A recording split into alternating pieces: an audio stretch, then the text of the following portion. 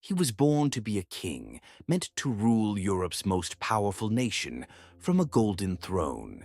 He was Louis Charles de France, second son of Louis XVI and Marie Antoinette, a child of the impossibly opulent Palace of Versailles. But a tidal wave of revolution would sweep away his birthright, replacing splendor with squalor and love with unimaginable cruelty. His kingdom became a single, filthy prison cell. His only crown was a crown of suffering, and his reign was just a short, brutal descent into darkness. This is the story of the boy king, Louis XVII, a child whose innocence was systematically destroyed by his captors. And for 2 centuries, his story was wrapped in a horrifying mystery. Did he really die alone in that cell? Or did the Lost Dauphin somehow manage to escape? From the moment of his birth in 1785, Louis Charles was surrounded by the staggering luxury of Versailles. As the Duke of Normandy, he was a handsome, happy child, doted on by his parents and the entire palace. When his older brother, Louis-Joseph, tragically died from tuberculosis in 1789, 4-year-old Louis Charles became the new Dauphin, the heir to the French throne. But 1789 was the year that changed everything. Just as he inherited the title of Dauphin, the kingdom he was meant to rule began to crumble. The French Revolution had begun. The whispers of discontent in the streets of Paris had grown into a roar, a revolution that wouldn't just overthrow a government, but would also consume a child. Even inside the gilded walls of Versailles, the first tremors of revolution were felt. In October 1789, an enraged mob led by the formidable market women of Paris marched on the palace itself. The royal family was forced to abandon their home and move to the Tuileries Palace in Paris, becoming, for all intents and purposes, prisoners of the revolution. For 2 years, they lived in a constant state of fear and uncertainty. The young Dauphin, who was used to the sprawling gardens of Versailles, was now confined to the city, his life dictated by the volatile mood of the public. The family's desperation finally boiled over in the infamous Flight to Varennes in June 1791. Disguised and traveling in a large carriage, they made a desperate run for the border, hoping to rally loyalist forces. But it was no good. They were recognized, captured, and humiliatingly dragged back to Paris. The failed escape shattered any last shred of trust between the monarchy and the people. The king wasn't just seen as flawed anymore. He was now a traitor. For young Louis Charles, this was just another terrifying chapter in a childhood that was quickly losing any sense of normalcy. And then came the final blow. August 10th, 1792. A massive armed mob stormed the Tuileries Palace, overwhelming the Swiss guards in a bloody slaughter. The royal family fled in terror, seeking refuge with the Legislative Assembly. It was a useless gesture. Their authority was gone, their safety forfeit. On August 13th, the family, Louis XVI, Marie Antoinette, their daughter Marie-Thérèse, the king's sister, Madame Elizabeth, and the 7-year-old Dauphin, Louis Charles, were officially locked away in the Temple. The Temple was a grim, medieval fortress in Paris, a place that was now a prison for the Revolution's most high-profile enemies. The boy born to be king had just entered the fortress he would never leave alive. At first, the conditions of their imprisonment, while a shocking change from their old lives, weren't exceptionally harsh. The family was kept together in the tower, and they desperately tried to keep a routine. The king continued his son's education, and the queen mended their clothes, a heartbreaking picture of normal family life in the face of absolute doom. The young prince, by all accounts, showed remarkable courage and a sweet nature, a small bit of light in the growing dark. But the revolution was marching relentlessly into its most radical phase, the Reign of Terror. In late 1792, the king, now called Citizen Louis Capet, was separated from his family and put on trial. This was a devastating blow. In a final, heartbreaking meeting, the king made his children promise to forgive his enemies before giving them his last blessing. On January 21st, 1793, Louis XVI was executed by guillotine. The moment his father's head fell, royalists across Europe declared the 8-year-old boy in the Temple the new king, Louis XVII. He was a king with no throne, no power, and no freedom. His only kingdom was his prison cell, and his only subjects were his jailers. But this new title didn't bring him any power. It just made him a more potent symbol for the counter-revolution and a bigger target for his enemies. For a few more months, the boy stayed with his mother, a small comfort in their shared grief. But the Committee of Public Safety, the powerful group running the terror, saw this bond as a threat. On July 3rd, 1793, they came for him. The 8-year-old boy was ripped from his mother's arms, his desperate cries echoing through the stone halls. Marie Antoinette fought like a cornered animal, but she was powerless. It was the last time she would ever see her son. She herself was transferred to the Conciergerie prison and guillotined that October. The boy king was now an orphan, left completely to the mercy of his captors. The Committee of Public Safety had a specific plan for the boy. They didn't just want to imprison him, they wanted to break him, to re-educate him, to twist the son of a king into a coarse son of the revolution.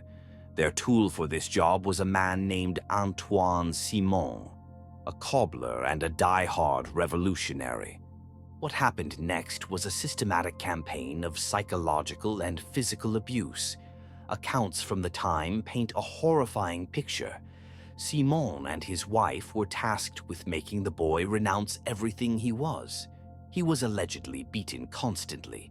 He was forced to sing revolutionary anthems and vile songs, to curse his own family and his God. His captors poured alcohol down his throat, getting a child drunk to weaken his will.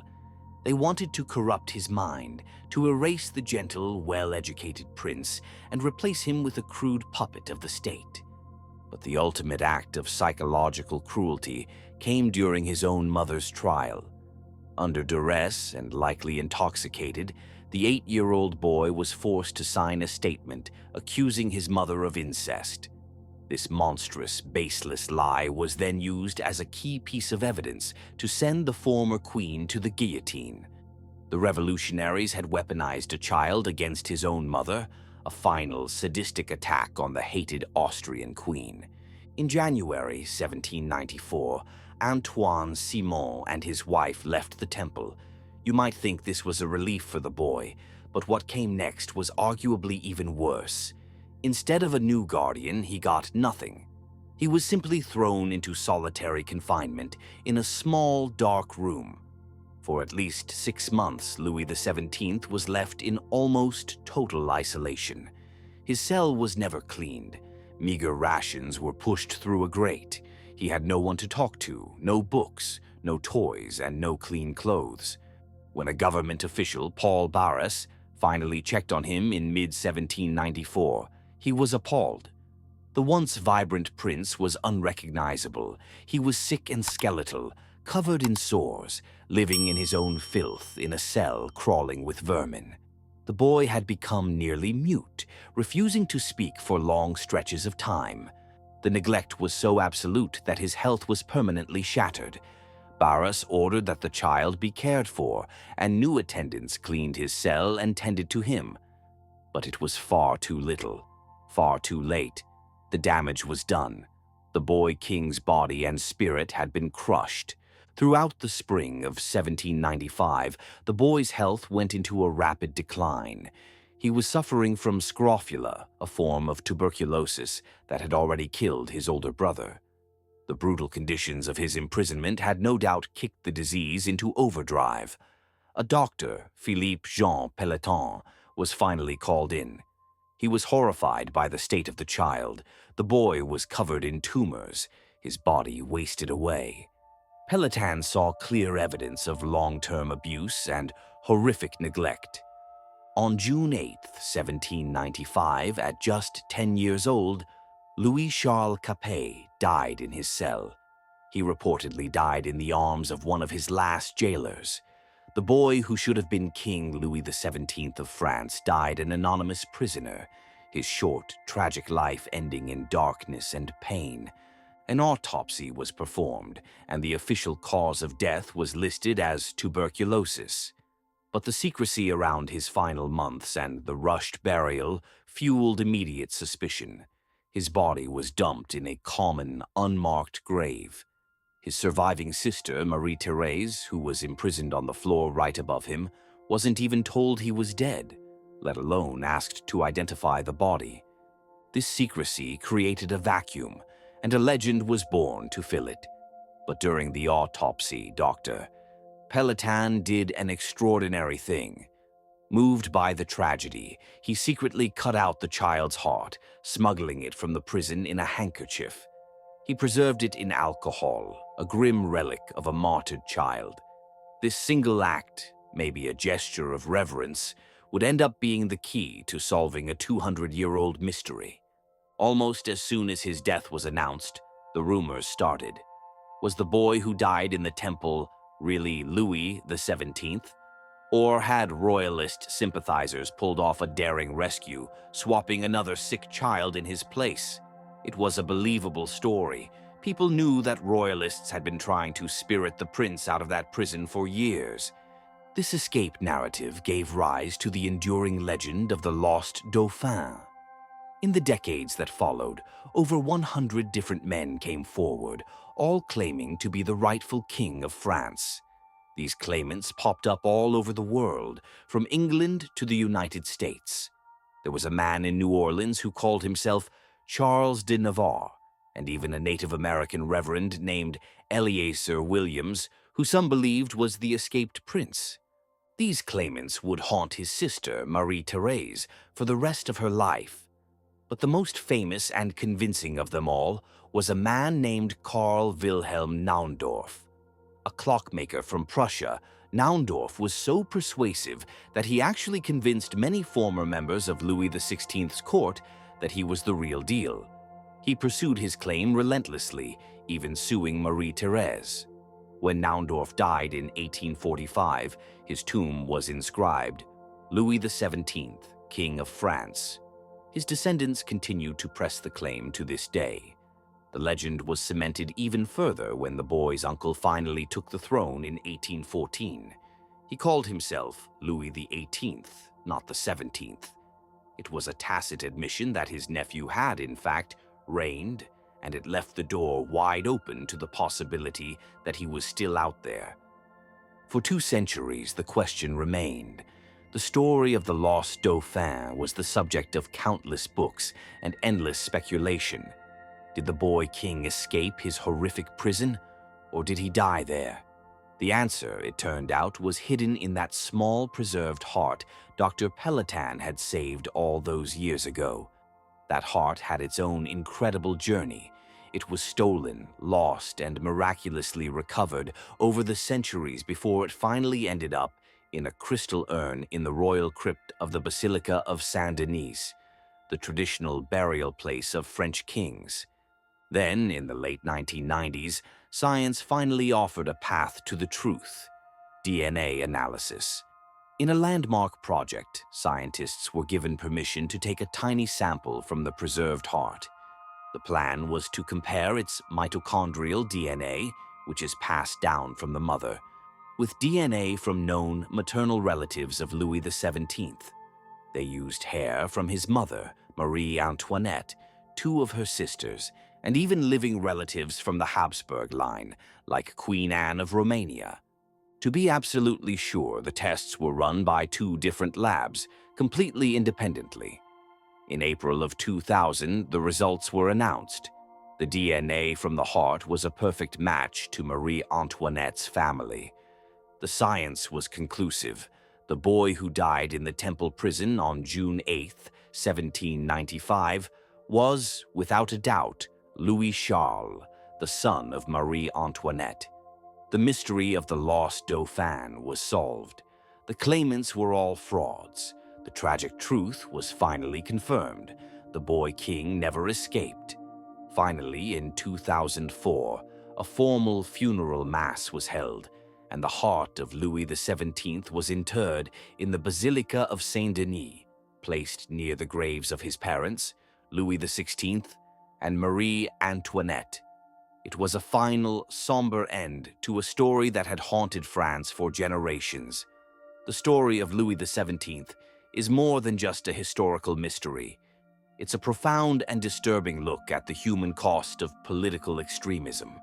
He was a child, stripped of his family, his dignity, and his life, all for an ideology. His suffering is a brutal reminder that behind the grand sweep of history, there are real human tragedies, and that a child's innocence is so often the first casualty.